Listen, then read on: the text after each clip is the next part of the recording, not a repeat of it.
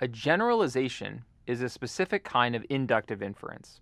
It's when you use some observations or data about a few specific individuals to make a broader claim about a larger group or population.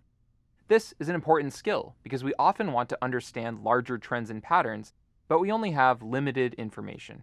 Let's consider an example of an argument that relies on an inductive generalization. Aiden is a philosopher, and she is fun at parties. Anne is a philosopher, and she is also fun at parties. Nate is a philosopher, and he is also fun at parties. Therefore, all philosophers are fun at parties. This argument moves from specific examples of philosophers who are fun at parties to the general claim that all philosophers are fun at parties. Now, let's evaluate this inference. First, we can safely assume that all three of these premises are true. Our team had some amazing parties during the process of creating this course. But now, how strong is the inference from the premises to the main claim? When we evaluate an inference in a generalization argument, we want to ask, first of all, do we have enough data to reach a general conclusion about the larger population? And second of all, how well does our data represent the larger population?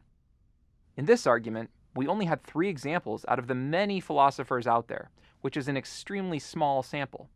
This sample is also not representative of all philosophers. For instance, Aiden, Anne, and Nate are all white people who live in New England in the 21st century and speak English. But those characteristics would not be true of most philosophers. If we wanted to get a more representative sample of all philosophers, we could randomly select some philosophers out of the whole population. Randomness is the key to a good sample. Now, something else to consider that makes this inference weak is how strongly worded the main claim is. It says all philosophers are fun at parties. Extreme generalizations like this are hard to support because even one counterexample would be enough to disprove them. If there was even one philosopher who wasn't fun at parties, then the main claim would be false. For example, Socrates was probably not very fun at parties, seeing as he annoyed people so much that they eventually sentenced him to death. Suppose that instead we change the main claim to something more modest, like in general philosophers are fun at parties, or most philosophers are fun at parties. Then that inference would be stronger. It'd be easier to support the main claim, and one counterexample would not be enough by itself to disprove the main claim.